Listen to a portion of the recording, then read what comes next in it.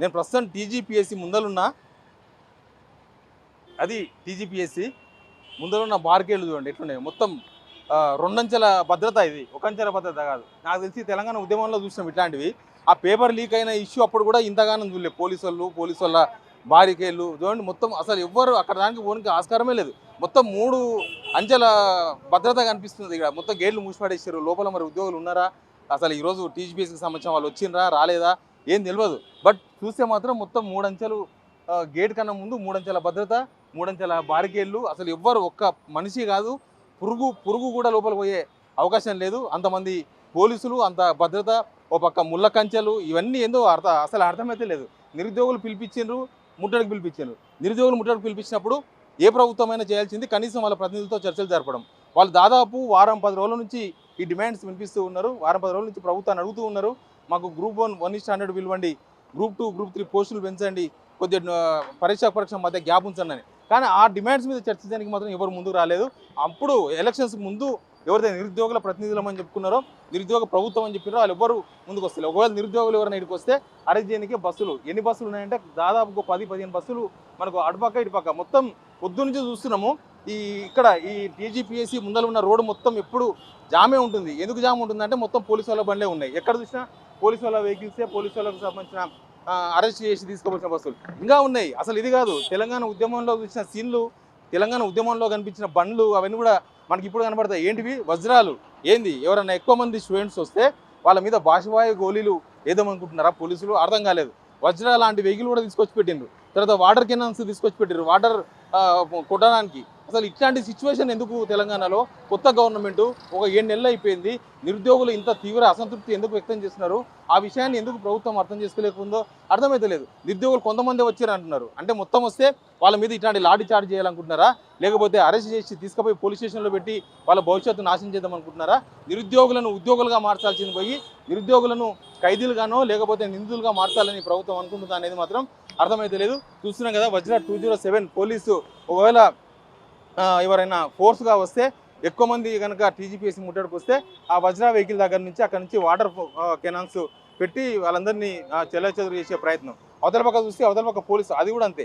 తెలంగాణ ఉద్యమంలో మనం ఓయూ దగ్గర ఎక్కువ ఇవి చూస్తుంటే, ఓయూ ఎన్సీసీ గేట్ ఇవతల అవతల మొత్తం ఇవే కనిపిస్తుండే. అప్పుడు విద్యార్థులందరూ ఇట్లాంటి ఎన్నో ఫేస్ చేశారు. ఇప్పుడు ఈ నిరుద్యోగులు మళ్ళీ వీటిని చూడాల్సి వచ్చింది. నిజంగా ఎగ్జామ్స్ చాలా దగ్గరలో ఉన్నాయి. నిరుద్యోగులు బుక్కులు పట్టుకొని, పుస్తకాలు పట్టుకొని చదువుకునే టైం లేదు వాళ్ళకి. కానీ వాళ్ళని రోడ్ ఎక్కించేందుకు మాత్రం ప్రభుత్వం ఇంట్రెస్ట్ చూపించిందని చెప్పాలి.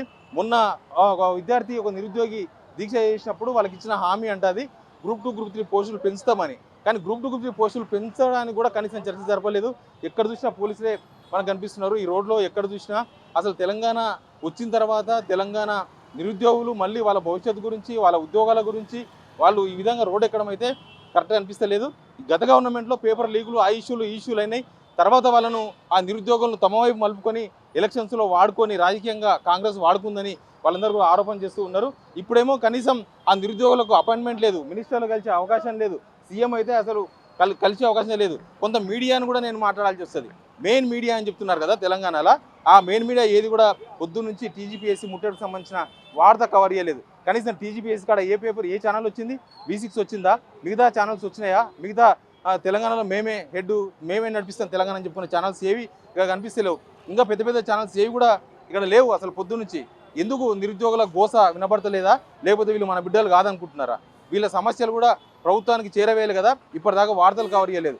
అప్పుడు ఎలక్షన్స్లో మేమే ఉన్నాం, మీ తరఫున మాట్లాడతామని చెప్పిన కోదండరాం సార్ ఎటుపోయిందో తెలియదు, వెంకట్ ఎటుపోయిందో అర్థమైతే లేదు. వెంకట్ అసలు వీళ్ళ డిమాండ్లే కావు, నిరుద్యోగులు కాదు, వీళ్ళు వెనుక ఆ పార్టీ ఉంది, ఈ పార్టీ ఉంది, రాజకీయాలు మాట్లాడుతున్నారు.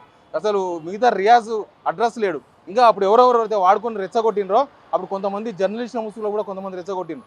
వాళ్ళు కూడా ఇప్పటిదాకా కనబడతలేరు. వాళ్ళు కూడా పదవులు వచ్చినాయి, కానీ నిరుద్యోగులు మాత్రం వాళ్ళ ఉద్యోగాల కోసం కొట్టాడితే వాళ్ళ పొట్ట మీద కొట్టే ప్రయత్నాలు ప్రస్తుతం కనిపిస్తున్నాయి. ప్రస్తుతం టీజీపీఎస్సీ ఆఫీస్ దగ్గర చూస్తే ఎటు చూసినా మీరు ఒకసారి ఇక్కడ నుంచి దాదాపు నేను ఒక 150 మీటర్ల దూరం వచ్చిన, 150 మీటర్ల దూరం కాదు, నా ముందు కూడా చూడండి, అక్కడ కూడా బస్సులే వస్తే అరెస్ట్ చేసి లోపల వేయాలి. చాలామంది ఇప్పటికీ అరెస్ట్ చేసి గోషమాల్ స్టేడియానికి తీసుకొని పోయినారు చాలామందిని. ఇంకా చాలామంది వస్తారేమని మళ్ళీ ఇవన్నీ కూడా బస్సులను రెడీ చేసిండ్రు. అటు టీజీపీఎస్సీ అవతల ఇక్కడ చూస్తే మొత్తం పోలీస్ వెహికల్సే, అటు చూస్తే పోలీస్ వెహికల్సే. ఒక భయంకరమైన వాతావరణం టీజీపీఎస్సీ దగ్గర అయితే మన సిచ్యువేషన్ అట్లా కనిపిస్తుంది. ఏదో జరగబోతుంది, ఏదో జరిగింది అన్నట్టుగా కనబడుతుంది. ఎందుకు ఇంత హడావిడి చేస్తున్న ప్రభుత్వం కనీసం వాళ్ళని ఎందుకు చర్చలకు పిలుస్తలేదు? ఎందుకు నిరుద్యోగుల డిమాండ్లను కనీసం వాళ్ళు చేసిన డిమాండ్లలో ఒకటో రెండో పరిష్కరించి మిగతా అయితలేదంటే దానికి ప్రభుత్వ చిత్తశుద్ధి కొద్దిసేపు మనం ఆలోచించవచ్చు. కానీ అసలు ఒక్క డిమాండ్ కూడా నెరవేర్చకుండానే, అసలు వినకుండానే నో డిమాండ్స్, అసలు టెక్నికల్గా కాదు, లీగల్గా కాదని చెప్పి కొట్టిపడేస్తున్నారు. అంతకుముందు ప్రభుత్వంలో వీళ్ళు ప్రతిపక్షంగా ఉండి ఇవే డిమాండ్లు వినిపించింది కదా అని నిరుద్యోగులు అడుగుతున్నారు. ఎనివే ప్రభుత్వం చేస్తున్న వ్యవహారం ఇది. తెలంగాణ బిడ్డల మీద, మన తెలంగాణ నిరుద్యోగుల పైన మళ్ళీ పోలీసులు లాఠీలతో కొట్టిద్దామనో, లేకపోతే వాటర్ కెనన్స్తో వాళ్ళ మీద వాళ్ళని చెల్లచెదురు ఏదమనో, వాళ్ళని గాయపడదామనో చూస్తున్నట్టుగా ఇక్కడ చూసిన వాతావరణం అయితే మనకు కనిపిస్తుంది.